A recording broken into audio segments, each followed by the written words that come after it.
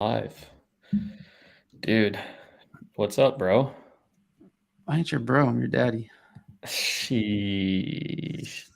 Oh, we got a Sheesh. zoom in Look at right that there. zoom in right there. Oh my god. You get that is that high quality camera you got set up right now? No, it's my iPhone. Really? No, not my iPhone. I was gonna say that thing's got some good pixels on your face. That thing is pretty good. I got to flip over here. That would keep me centered.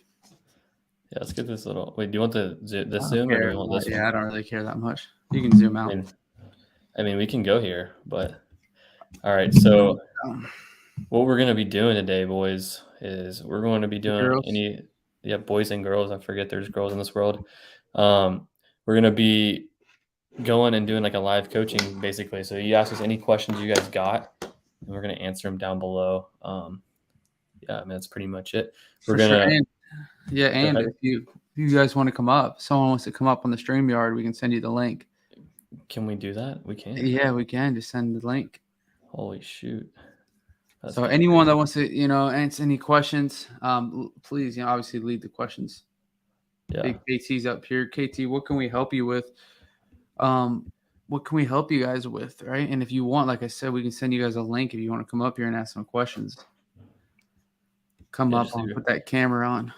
That's right. That's right. Depends on where you guys are at. Can hit you guys up on Instagram. So come on, guys. We got 6 people watching right now, just starting. What do we got? Someone's typing out an answer right now. What do we got? Have you ever wholesaled open door?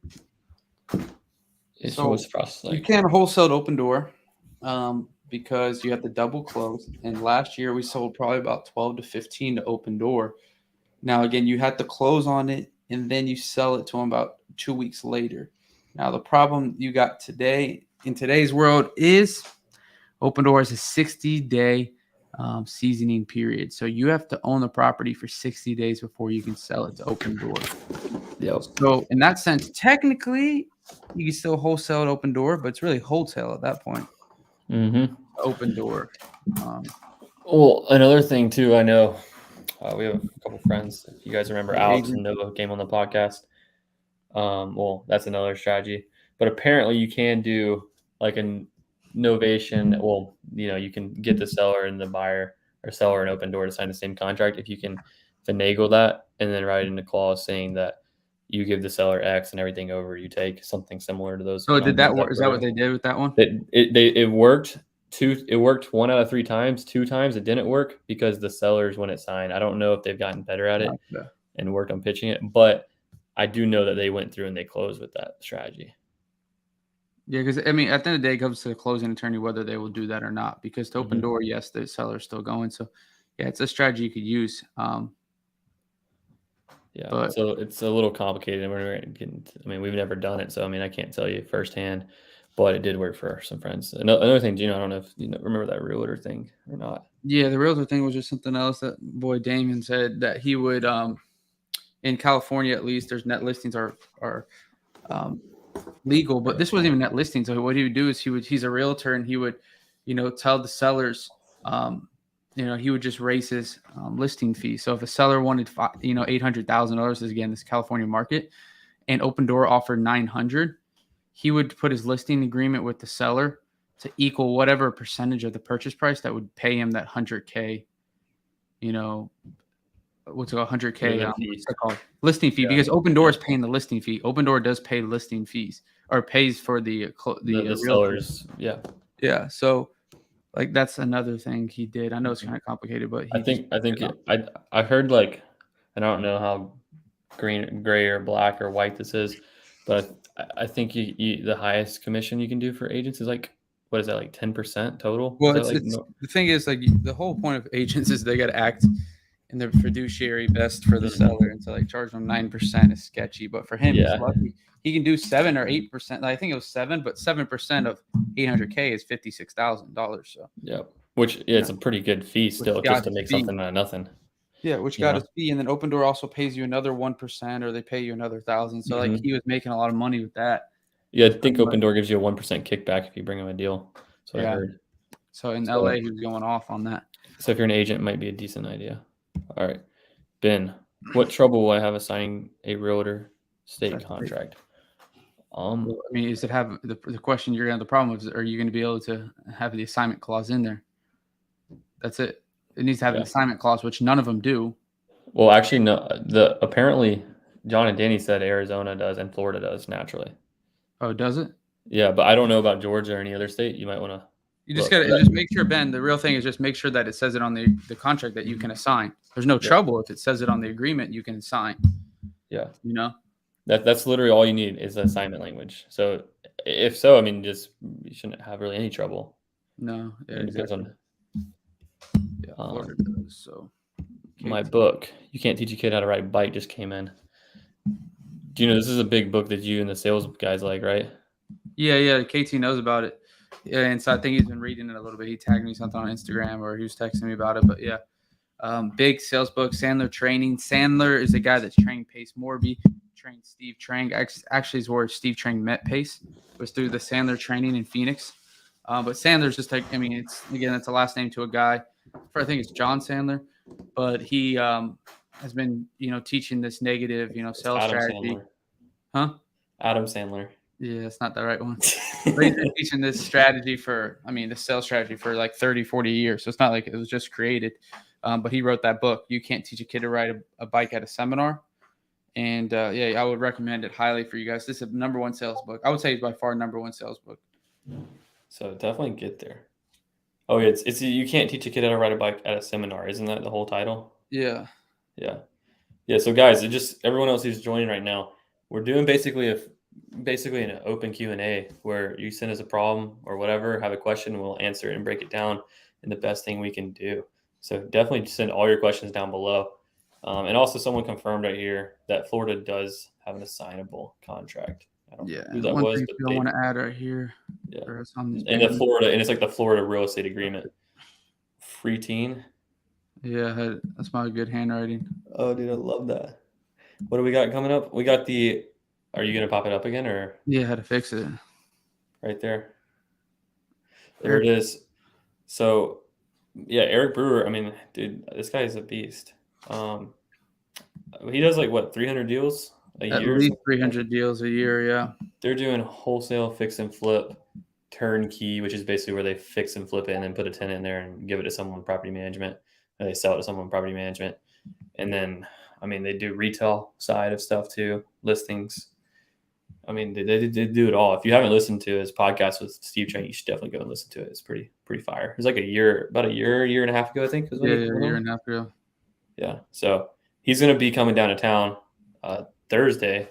And you guys are going to get a chance to meet him and listen to what he's got. He's a smooth sales guy, just a great overall businessman. A lot you can learn from him, honestly. Exactly. Yeah, big stuff here, guys. Free meetup. You guys can come. We got people that come from Nashville. We got people that come from Charlotte. We have people from Chattanooga. When we have people that drive all over, don't think you're, you can't make it if you're not around the surrounding areas. We also have people that come from Birmingham. So, come through. It's open for everyone. We have a pretty cool place, and it's going to be meeting a lot of other real estate investors, not just Eric, but a lot of different guys. And I think one of the coolest things about this meetup versus others is a lot. I would say the majority of people there are doing multiple deals a month. Like they're doing consistent deals.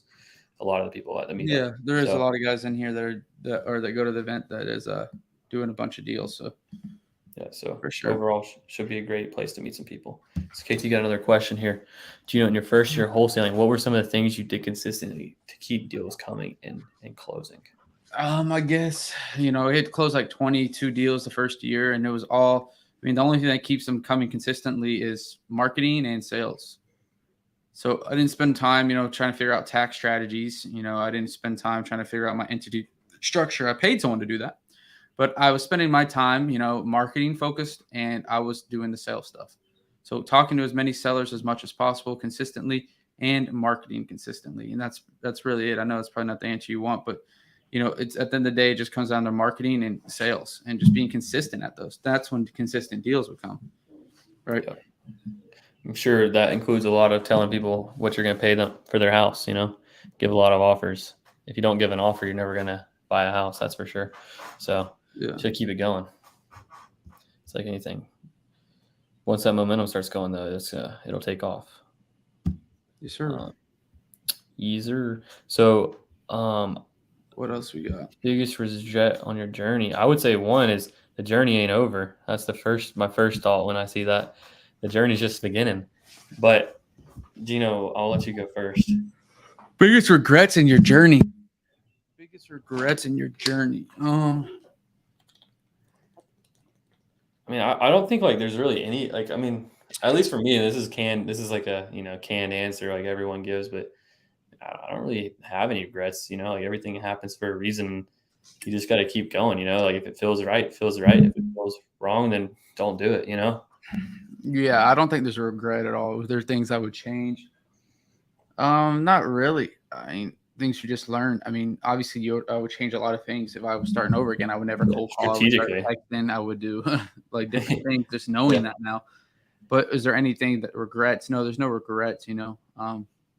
I would say, no regrets. I would say like strategic business things, like that's different, right? Like we didn't know a lot of things. Like we didn't know how to hire. We didn't know how to like train people. We didn't know how to structure compensation. And didn't like all these things you learn as you hire people and fail and like mess up and have tough conversations. Like all these things would be different. And I would say the biggest one would be I would say the biggest one that's like true to me right now would just be like when you set expectations with people, don't make it seem better than it is. Like set the expectations crystal clear and hard. And if people, and then this is on the realm of hiring people on your team, and set the expectations hard and clear. Like, hey, this is going to be a tough thing. This is not going to be easy. Not that, hey, look, it's going to be hard. Or it's going to be challenging. It's going to be that, but it won't be that bad. Like, don't ever leave it that way, because then you'll get people who aren't committed and who aren't going to be as hardworking. But if you just say like it's going to be really tough, it's going to be hard for you to learn, yada yada yada. It's going to take this and this and that, and then people will say, yeah, I'm that guy. Then you have that confidence definitely has equated to better hires. I would say that's a big thing that I would say strategically would be one thing I would do differently. If that gives you an answer. So just be clear with what you want. Otherwise, you're not going to get what you want.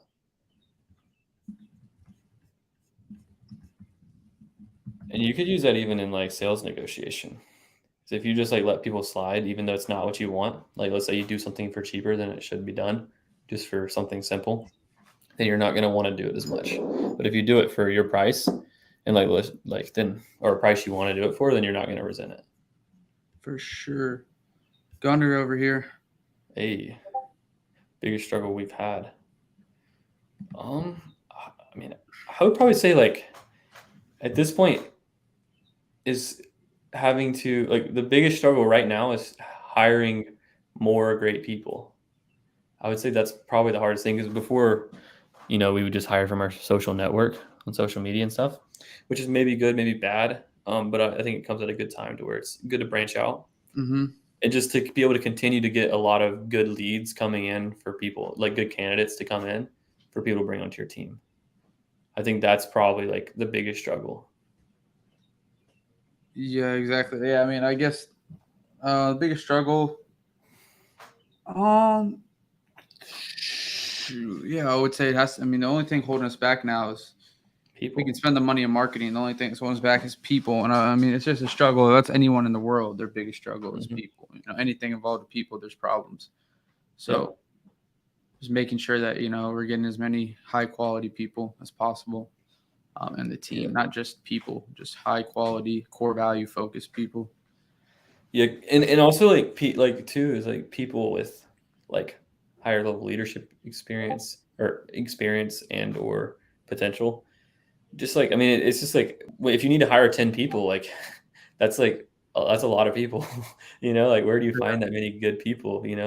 So, and I keep saying good people over and over again, but that's there. Like we've talked to a bunch of people, not all are good. So you know what I mean? Like it goes both ways.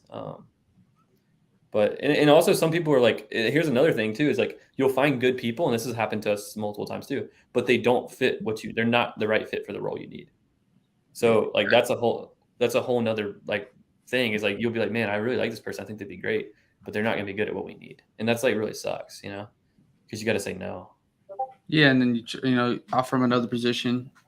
in your company as well. Mm-hmm. That's another thing, guys. Like we got to get better at too in ours is that we need to start offering these positions to people in our company and see if they want to apply. Like we should have a page channel. I'm thinking of this on Discord, like open positions. Yeah, I think you're right. That'd be Everyone good. can look in there and we could tag, hey, new open position came up, and they Mm-hmm. can And people apply can if they want. apply. Yep. I think that would be a good idea. Just to more cross, people who are already in there know what's Well, going and they on. know so Gunner's in here. So if Gunner sees, oh, there's an open position in Dispo, yeah, maybe he doesn't want it, but he might have a friend that could maybe be possible fit in there. But he knows that we're available for that, Yeah. that role's available. So, 100%. that's another. Yeah. Also, and like I think that's a good idea. We definitely are gonna do that. Gunnar, you're gonna see that tomorrow. So hopefully you Put hopefully you that do down. something. Who are you gonna give that to? I'm gonna give that to DJ. Okay, tell his All ass. right, KT. Yeah, their meetups are fire. I've met other guys on the same journey as me, even some buyers there. Oh, I like that. I like that. Let's go, KT. That's right. John, what are you doing to keep employee retention high? I mean, I'd say that's the first thing is just the culture, which culture is just core values in action. And also like just a good environment, like I'd say that's the biggest one. But tactically, I think one of the things that we did really well is have that weekly Friday meeting that we have 1 hour every week where we have our entire team together and we do something fun. So like, do you know what wasn't it? What we did 2 weeks ago? Like, what was a good example? We did the game. We did that game. What's it called? Was it it was the Cards Cards of Against Humanity. Humanity. Yeah, Yeah, or like Scriblio or something like, which is like Pictionary, stuff like that. Or like, what's your quarterly goal? Like, what do you want to do this year? Like, what's something you're gonna do in the next 90 days personally, and talk about that or some cool stuff. Exactly. I think one of the coolest ones was it was a scenario of like, let's say you're in apocalypse, like you can take two other people on the team with you. Who are you taking with you and why? And then I think it was like once one person you're not taking with you or something. So it's kind of funny. Yeah, that's for our whole team. Yeah, so everyone had to go through. But yeah, that's probably the main one. Just filling that emotional cup up. Yeah, so but Cards Against Humanity, like Gunnar said. So what's up, guys? Also, so yeah, again, like Chandler, we talked about earlier. If you guys just joined, we're gonna give free session. I mean, obviously free, we're podcast, but we're doing a session just like ask any of your questions. It's suited for Cards Against Humanity. Yeah, you would probably. Dude, you have to sign like some. You got to get a virtual team, bro. You have to get some sort of freaking waiver form. Signed or something. Like, hey, look, there might be profanity and weird jokes. Feelings will be hurt. Feelings will be hurt. That's right. But yeah, you guys go ahead, ask us whatever you want. We're gonna try to do this. We'll probably be here for at least 30 minutes. So hit us up with whatever you guys got. Any questions? Again, like Chandler has, under here, we got our in-person meetup in Atlanta. You're surrounding. You're in Tennessee. You're in North Carolina. You're in Alabama. Come by. It's in Atlanta. You guys can look in our Instagram bios. Mine's in my second link in my bio. And oh yeah. That was the. Oh yeah, Paco. Paco was wasn't he baptizing kids or was Harry? Oh yeah, that's right, Harry. Harry's 3rd year anniversary of being baptized, and then Paco also like we would do like these fundraiser things where Paco would go and feed a bunch of kids in Nicaragua, and so like we'd raise some money, he'd go and feed like I don't know how many kids he feed, like a few hundred kids. Yep. So it's pretty cool. Like just they get to post that kind of stuff in the team chat. Did you post about Harry getting baptized? I don't think I did. I think you did actually. Did I? I'm pretty sure you did. I don't know. Hey, KT, because I remember there was something we posted, but then I just did that last week. Did I post something about it last week? It was literally the 3 years of him getting baptized last week. I think it was literally. I think it was you. I think I remember seeing it because I didn't post it. I know for a fact. Maybe Vivian did it. Yeah. I've never seen that, but I know I said something. But that's that was like last week. Vivian's the GOAT, man. She's the best. Ben, investment into business with biggest return, time, money, peace of mind. Well, specifically, Steve Trang's coaching. That would probably be the number one. And then overall is education. It was one of the biggest ones. Yeah, it's 100% self-education. That's your number one. I mean, it's just like you never lose those skills. I got one of the AMs coming after me right now to answering me a question on the live offer. I'll be right back. All right, I'll take these. John, what was your biggest? Yeah, but before we go to yours, John, like biggest, the education. Just think about it. Let's just put it in perspective. Is what's one thing that will never stop giving you return on your investment? It's literally yourself. You're always going to be there no matter what. So if you give yourself the tools, like think about it. If you need to dig a hole and you just got your hands, like you're not going to be able to get very far. You're not a dog. So if you got a shovel, you could dig a pretty good hole. And once you get to a certain point, you're going to now need what's it called? Like some kind of like, let's call it a backhoe, right? Or like some kind of skid steer. You got to upgrade your tools as you go. So it's the same thing in business. Is if you want to level up your business, you need to get the tools for yourself to be able to do more. And if you have the tools to do a $10 million business, then you probably only gonna do like a few $1 million business. If you have the tools to do a $100 million business, you're probably only gonna do like a $30 million business because people are catching up to where you're at the whole time. Maybe you can do more, maybe not if you hire a great. But yeah, tools are with you forever. You never lose those. Skills are with you forever. So that's where the first place I would invest all my money is. Once you get some free cash flow, don't buy a rental, buy skills. John, again, what was your biggest hurdle you had to overcome from going to 500 to a million? I would say 500 to a million was probably more of everything you're doing. So everything you're doing now, but just do more. You don't really have to be that much more efficient or operational. At least is what we did. Is we just did more marketing.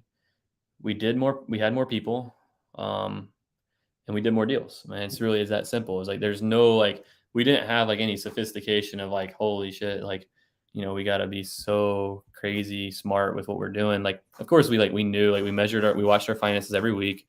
We looked at our marketing, we looked at our key numbers, leads, appointments, contracts, sold deals, revenue, expenses. We made sure we're making money, but literally just do more.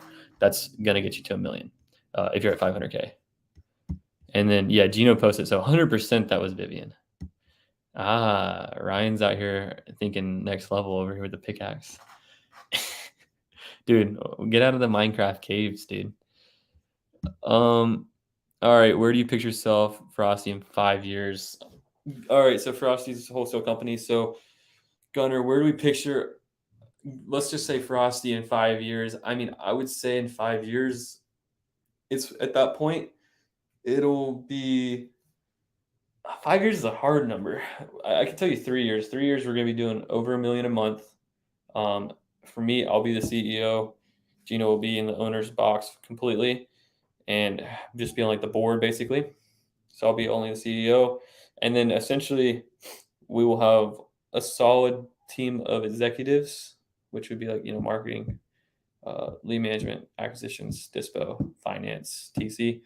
That would probably be where we're at. We might have some other departments, we might not. That'll be kind of hard to tell. But anyways, that will be the main thing, is doing over $1 million a month in 3 years, and moving up the ladder a little bit more for both of us. What types of, and that would be for me, myself, in 5 years, I mean, for myself, I would say I'm probably going to, I mean, dude, I would say like in 5 years I'd have a girlfriend, but I mean that's probably unlikely at the rate we're going right now. So it might be 10 years for that. I'm just kidding. But no, I would say in 5 years, probably living somewhere out in the West. I'll probably be more in one place than I am now, so less of a nomad. And then just doing the same thing I am now, just surrounding myself with great people like yourself, Connor, and growing towards some one common goal. What type of marketing were you doing at 500K a year? 500K a year, we did about, I believe we were spending like 15 grand a month is what we were spending. It might have been like 10 to 15. And then when we did 1.8, we were spending about 45 grand. I got removed from the, Gino man, so big. We were spending about 45 grand per month, 45. So that gives you the numbers there. And then I think our team size when we did that was we had like 3 to 4 VAs who were appointment setters, and we still had one acquisitions rep for most of the time. And I think at the very end of that year, which would have been like end of September, beginning of November, we hired 2 more acquisition managers, and we had 3 acquisitions and 4 lead managers, but they didn't really contribute much to revenue that year because we hired them. just for basically their deals staying close to the next year. So that would be where we were at. Would you guys expand to other states? At some point. Right now, it wouldn't make sense for us to do it. It's a possibility at some point. We like Florida. Florida would be a good next place. And I think I hit you with the team size. We had a sales team about like 7, and team size maybe like 15 to 20 total. Everyone. How was my trip? Hawaii was sick. Peep the ugly pictures on my story. How do you handle the low retention rate for your cold callers you hire? Honestly, we don't have a low retention rate for anyone we hire so far. I mean, like we're relatively still new. I mean, we've only had a lot of our core team for about a year and We're a talking half. about cold callers. But yeah, cold callers, I mean, man, like we've had them forever. I mean, we pay them well. We have a good culture. Yeah, that's a big thing. We do pay very well. So Yeah. I mean, we pay them like $7 They make an hour. $6 to $7 an hour. Yeah. So like that's not a little amount, and they are Latin based. So they are showing a lot more Latin countries, Central American and South American. They're showing a lot more loyalty too, especially when you show them respect as well. 100%. Yeah. South America, like the Hispanic culture is definitely a much more loyal culture as a whole. So if you like care for them and go the extra mile and do the extra things, they will definitely stay around. That's a very good point. Yeah. But yeah, I guess like from a more tactical answer is we do daily huddles with them every morning, and then they have like a weekly like win meeting, like a weekly like meeting where they go over like their weekly goals. That's like 30 minutes. So they have like a 30-minute meeting every day. So where they role play, talk about their accountability with their numbers and that kind of stuff. So I mean that's another thing. Best way to build long-term relationships with sellers and other investors. Sellers. I mean, as far as other investors, I mean, just like, doing multiple like anything in life, man, whether your sellers or other investors, like it's just anything with life. Following core values. I mean, I think it's kind of, you're following your core values or whatever. Think about your friends. Like what's made you be around your friends for so long? Mm-hmm. How did you build long-term relationships with your friends? How have you done it? Family, your family, but friends and stuff, like look around, like how was it? It's because you guys trusted each other, because you guys, whatever your core values are, most likely, obviously there's a reason you're friends with that person because they follow your core values. Yeah, maybe y'all go to lunch every once in a while. Maybe you get gifts to each other once in a while. I don't know. Or maybe you just text someone and be, hey, how are you doing today? And just like random calls. I don't know. It could be anything. But I would say the biggest thing is like trust, like Gino said. Oh man. Gino, what's your outlook for yourself and Ferocity in the next 3 to 5 years? The outlook for myself and Ferocity for 3 to 5 years. 5 years about the max we go, but I think our outlook for Ferocity, what we did in our last quarterly was $2 million a month in revenue. That's what I think our last one. For 5 years, right? Yeah, 5-year target is $2 million a month in revenue, and 30% profitability. That's with me out of the business in the owner's box, and I believe that's Chandler as well out of the business in the owner's box. So for me and Ferocity, other than just being maybe like a director on the board, and I mean like the board to the visionary, I wouldn't be in any other sense a part of it. So I would be just sitting as like a board member, just giving any once a month, once a week max, advice on what I would do. But yeah, that's the outlook. What about for yourself personally? Now, it's 5 years. It could change in a month from now what it's really going to happen. So 5 years could be 2. 5 years could be 10. For 5 years, I just don't want to do any of that. So exactly. What about personally? Where are you moving personally in the next 1 to 3? I don't know actually where I move. I thought I was going to move to Florida, but I don't think so now. Well, I didn't mean move, but like I meant like what do you know what I meant, right? Going to the bathroom next? What are you talking about? Maybe. Are you going like you're gonna Where just am I going to the bathroom next? go buy a van and live like our boy? I'm trying to figure out right now, guys. This is a good little. We got no other questions right now. I'm trying to figure out. You guys tell me. We're in real estate game, but I'm like against buying a personal home right now. The last couple weeks, like I've been thinking about it more. Yeah, I have 24 rentals, but I'm gonna go get a loan for a property around 500,000-600,000. I'm at 4.78% interest rate. That's like a good one for me to get approved for right now. So you're talking about a pretty big, hefty monthly payment. The next 2 years of my life, and again, guys, put some questions in here. So it's not about my life over here we're talking about, but this is a little self, maybe you guys will find it interesting. This little self thinking I've been doing. So I'll get a loan. I'm going to have a big payment a month. Like let's just say $3,000 to $5,000 with interest and taxes and insurance at least, right? Between that, I know that's a big range, but I'm just ballparking right now. It's going to be like, it's going to be at least Shoot from the hip. It's going to be at least $4,000 a month to pay. Yep. Now I am obviously getting the advantages of real estate, but it's a personal house, so I'm not depreciating it. I'm not going to be able to 1031 it unless I buy it in my entity. And then, I am getting, like I said, the mortgage amortization. Anyway, I'm paying it down a little bit, but still it's $4,000 a month. And I could, and here's the big problem, guys, is where I'm thinking next 2 to 3 years, I'm gonna be traveling a lot. Like I'm trying to go all out, right? So if I'm traveling a lot, I won't even be home that much. But then you're like, okay, why don't you Airbnb it out? But reality is, if I have all my personal stuff there, I'm not going to want to be moving things around. Again, this is what Chandler was asking me, like, what am I doing in my future? And I was going to buy a place down in South Florida, but now I'm like, maybe I should just rent something and just figure out this is actually something I want to tell you because I was having this talk with Stelly and he was like, damn, I never thought about it that way. So maybe he's our acquisition manager. Yeah, or acquisition manager. I was telling him this next thing I'm about to say because I never thought about it that way. But I'm sure, we got obviously some people on here right now, and I don't know everyone's level of traveling, experiences. But when I went to Europe for 90 days, last fall, I got the nicest like Airbnb in the nicest area of Barcelona, 3-bedroom, 2-bath. It wasn't the nicest of nicest, but it was a nice Airbnb. 3-bed, 2-bath, like pretty big place unlike the road that where Gucci is, Louis Vuitton, like the nicest part. And I paid like $3,200 a month. That's a 3-bedroom. Like reality is, and I think this was in the book, The 5-Hour Work Week, but that was also like 15 years old, a 4-hour work week. Yeah. But it talked about how like, it's just as cheap to live somewhere, especially now with Airbnb, anywhere in the country or the world. Like again, my place was in the heart of Barcelona, on the street that where the big designer brands are, and it was 3 bedrooms, 2-bath, and it was only $3,200. I know that's a lot, but $3,200 a month.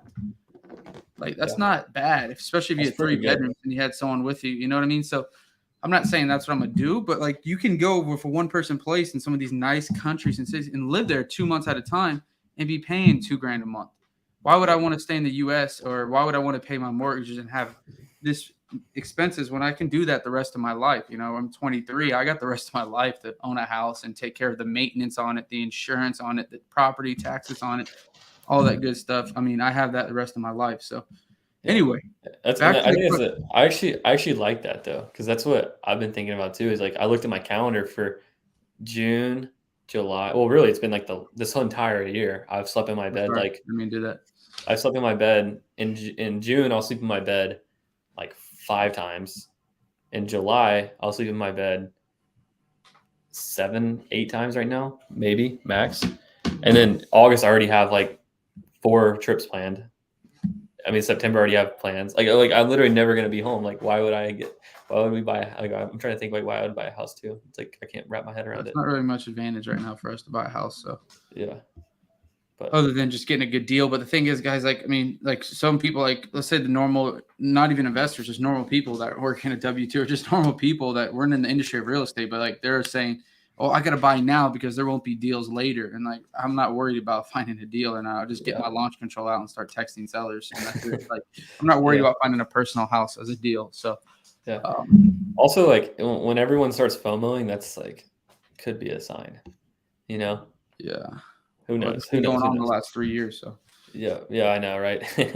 You never know. Hold on, Gunnar said, "Why no Frosty Instagram?" Well, because I don't think the value's there for Frosty Instagram for sellers. Now, for real estate like this stuff, I think it's there, but just to attract more people for job hiring, like showing our company culture, that might be a good thing. But like in terms of sellers, we don't have it because we don't have Instagram for sellers and trying to advertise to them because we have every other advertising tool. We can also use this platform to hire people off of as well. But Yeah, I think like Gino said, is the credibility. If you had your company page built out, it would probably add a little bit to it. for hiring only. Yeah, That's what I would use but it. a lot of the people I've talked to recently are like, "Oh, I went and watched your podcast. Oh, it's so cool. You guys are legit." And like the credibility is still there. So Yeah, yeah. once the name leaves, though, then that's when it's like, okay, then we got to figure something else out. But All right, let's hit KT's here. KT, What do so you guys what do think you guys about the think rumors? about the rumors front though?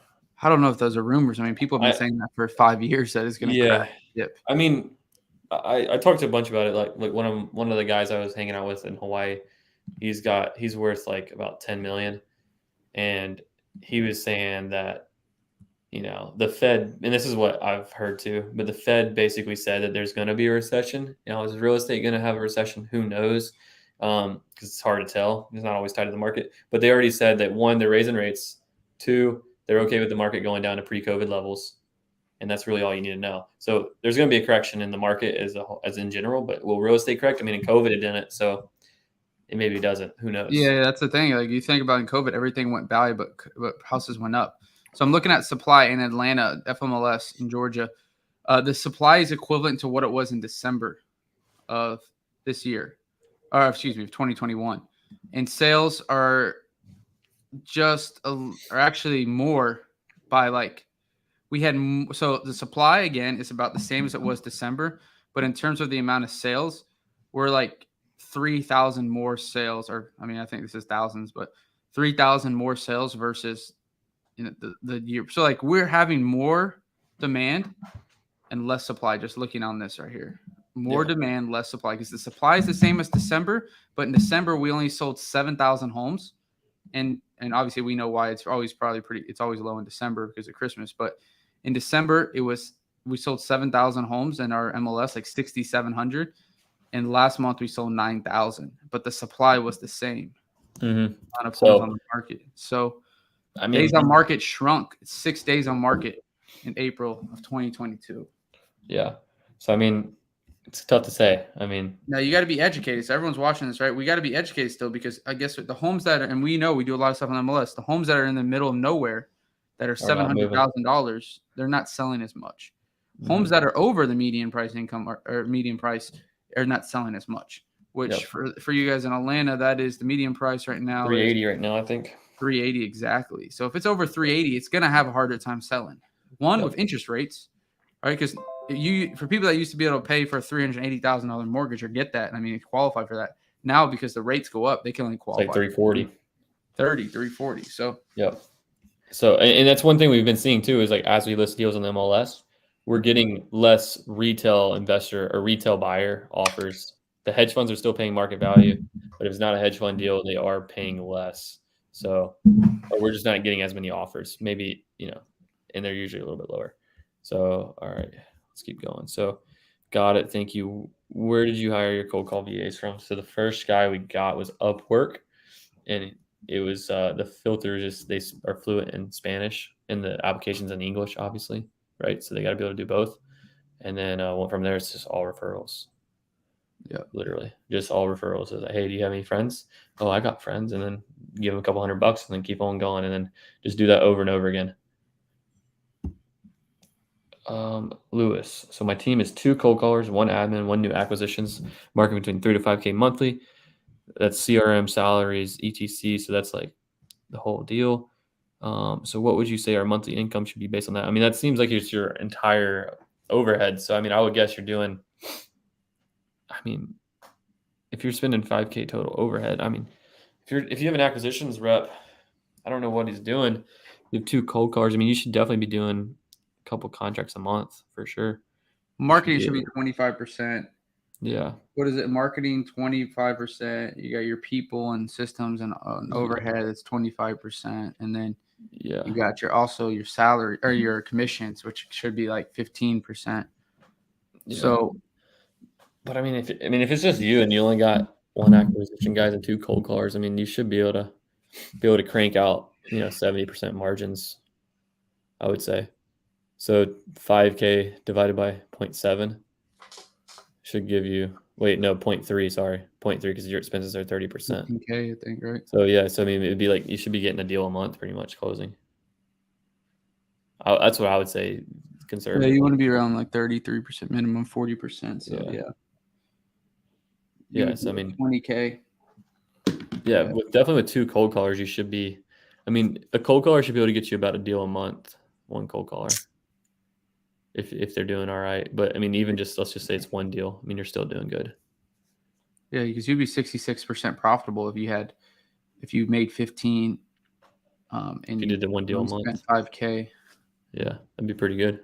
you'd be 66%. So I would go if that's you should be pushing yourself. So that's what a good thing to look at too, Louis, is if you're at like, let's say you do about a deal a month, it's 15K. So you spend $5,000. Now I don't know your new acquisition manager what he's taking off that 5K. That's including that. Or But off you do that 15K or whatever. Yeah, if you divide it by that, that means you're profitable 67%. And so that means you're not marketing enough and you're not doing enough, like spending enough money on marketing more than likely, because you should be spending as much money on marketing to get you to where you're at 40%. So if you're spending 5K, you need to raise that to 25K and see when you drop down back to 40%. Like what I'm saying again is, if I hear someone saying they're 67% profitable, they're not spending enough money on marketing to get them, And it really just it depends on what you want to. If you just want to keep it super small and like do a lot of the work or whatever, and that's cool too, right? It's a different model. If you want to scale out and not do anything, then what Gino's saying is perfectly accurate. Because you can literally just spend more money to make more up to a certain point, and like that's where you can then you don't have to worry about efficiency. You know what I mean? Like if you're at 40% margin, you're spending. Let's run a scenario. Like let's say it's 50% for easy math.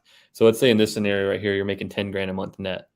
But let's say in a scenario where you spend 20K a month. And again, I don't know if you can spend 20K a month. And I wouldn't say, make sure you have like 4 to 6 months of reserves in there before you just crank it up of your marketing spend. But let's say you're spending 20K a month and you make 50%. So you make 20K instead of making 10. Would you do that? That's your question. That's the question. I mean, it wouldn't actually frame out that way if the numbers worked right. You should get 3 to 4 times more deals instead of 5 more grand. But like that's the question you kind of got to ask yourself too. So, but all right, let's keep going. Because we noticed our Filipino callers aren't consistent. Yeah, so we answered that. South America. Have you done cost segregation? Gino, you have, right? Yeah, I did one of my other properties, or one of them, and I'm doing on another one. But yeah, I have. Let me know if you have questions on it, KT. They cancel. How are you guys paying your people? Yeah, I know. Use Wise. I'm banned from them too, but they work good. Wise, WSE. Okay, there it is. Yeah, I put it in there. And then it's or World Remit. World Remit is another one that you can use, Isaiah. That's more or less where I'm at. Yes, I mean if you spent more money, like in theory, if you added 2 more cold callers, you'd probably get another deal. Obviously you got to make sure you can float that for a while, but for a few months. But that's in theory. If everything worked out, you would just be able to get another deal. And I would probably start texting because it's super cheap and easy, and you're definitely going to get a deal from that. Like if you get 100 leads from texting, you should get a deal, and you can get 100 leads pretty quick. But lead flow is super slow right now. All I'm doing is cold calling SMS. I'm actually, let's see, but I'm not sure if I need more data or need to maximize my current marketing. I mean, my question would be, Lewis, is how many texts are you sending? How many leads are you getting? And then we'll really just say like how many leads are you getting over a set period? Because for cold call and text, it's going to be about, just let's just say 100. It's going to be about 100 leads per deal on average, or both combined. It's going to be a little bit less for cold call, probably like 60, and SMS probably like 110 max. But if you're not getting that many leads, then you probably can assume that that's why it's taking you longer to get deals. And if you are getting that many leads, then you probably need to get better on acquisitions. Exactly. Which would be then invest in, like, if you don't have a sales process, I would say John Martinez first. He's gonna give you a sales process. Or use Level Up sales process, because that's actually true sales process. That's actually going to be the best sales process, the level up sales process, which is Gino's patented shit. It's like a mixture of. It's honestly, what's up? It's just that like it's intertwined with like 5 different people. His actual sales process. John Martinez and you go to Steve's. I mean, they teach a process, but ours goes from cold calling to text to lead management to offer calls to contract calls to survey calls. Like we have a real process down. So it's really like a mixture of Steve's stuff, John Martinez's process, a little bit of stuff from Tiffany High, Eric Brewer's stuff, guys like who are doing, guys who we mentor with who are doing, like 20 million a year. It's a mixture of all their stuff. So we just took the best parts of all of it for what we liked and what worked, and then put it together. Super solid stuff. Yes, sir. What else we got, guys? I know we're only going to go for 30 minutes, but we got some good questions. What else we got, guys? Anything that you guys got for us on this beautiful Tuesday morning or afternoon or night, I guess you could say? Yeah. I'm trying to look here and see. And Luis, if you're actually interested in doing that, Luis, I'm sorry. If you want to do that, hit me up on Instagram, and I will connect you with Ryan, and he can talk to you about joining the program. To see if you qualify for it. Do you guys talk about flips? I guess you're talking about the mastermind. Did we talk about flips? Yeah, I guess so. I mean, we don't do like rehabs. No, we don't. No, that's it. Just like hotels. We're talking about hotels where to find private money. Yeah.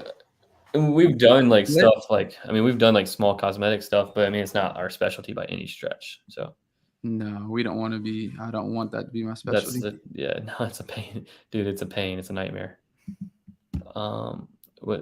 What's your business numbers through texting like? So I'll give you the quick and dirty. About 200 texts per leads, about 100 texts or 100 leads per contract, and then that's pretty much it. And we convert 75% of our contracts into sold deals. So, and like if you want to go a step further, like we give offers to about like every 15 to 20 leads that come in. It might be up to 25, somewhere in that range. Like let's call it 18 to 23. We give offers to every one of those SMS leads. And then it usually takes us about 5 offers to get a contract. Yes, sir. So I just told you what they look like and what they should be. He just reposted it. Yeah. Okay, thanks. I'll do that. And then Caleb. Whoa. You're double. Yeah. Oh my God, we're juking them out right here.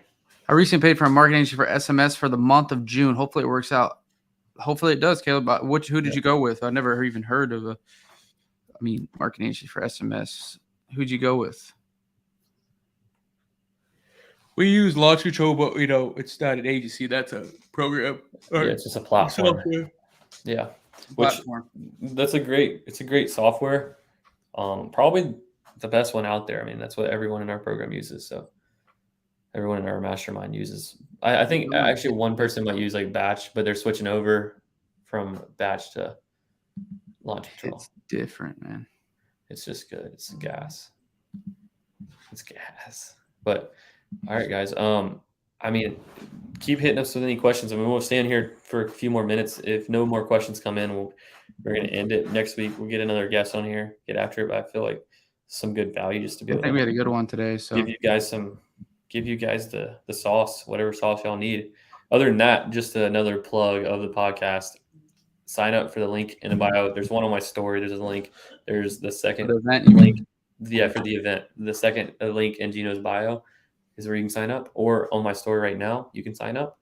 But it's Thursday, 7 p.m. Eric Brewer's going to be there. He's doing 300 plus deals a year. He doesn't even need an intro, but even though we should give him one, but we will. So Eric is a beast. All right, Gunner, we'll end it on Gunner's question here. Biggest accomplishment, Chandler, in the business so far. What's your biggest accomplishment? I would say the biggest accomplishment. I don't know. I don't really look at anything as bigger than or better than other things. I would say that probably my proudest accomplishment, because I'll use that because that maybe is my thing, is helping you get to where you are now, Gunner. Is our performance review in Oh, January. I think it Gunner. helped pop that cherry. You got it for Gunner. I would say my biggest accomplishment of this so far is for having the team built. And I started this thing by myself. So actually, well, technically a partner, but pretty much by myself. So now we're from one person to 30 people in 3 years, 3 years, 3.5. So Yeah, it's pretty sweet. I think that's probably. I mean, that's overall just the coolest thing is having all the people around. all right, so we'll take this last one from Caleb. Last one here, Caleb. Oh, you hit me. Who would you recommend to hire right now? Just me, my wife, Shannon. So this was how the business we started back in December, closed 15 deals since. So if she's Nice. handling the dispo, good. Have her handle dispo. It sounds like she's doing good. I'm guessing you're doing sales, which is good. It sounds like it's working out. Whatever you guys aren't good at. So she's good at dispo, obviously. You might be good at sales, or you might say I'm actually better at marketing. I don't know, but whatever it is, whatever one marketing and sales you're not as good at, hire that person to do that Yep. for you. Yep. The goal is to optimize yourself is the first step. If you optimize what you're doing every day, then you're going to make more money. And by optimize, I mean just do more of what makes more money or what you're best at. It's going to make more money. So it's probably closing deals, but it may not be. So, Yes, sir. all right, guys. With that, we are out. We out. Appreciate y'all.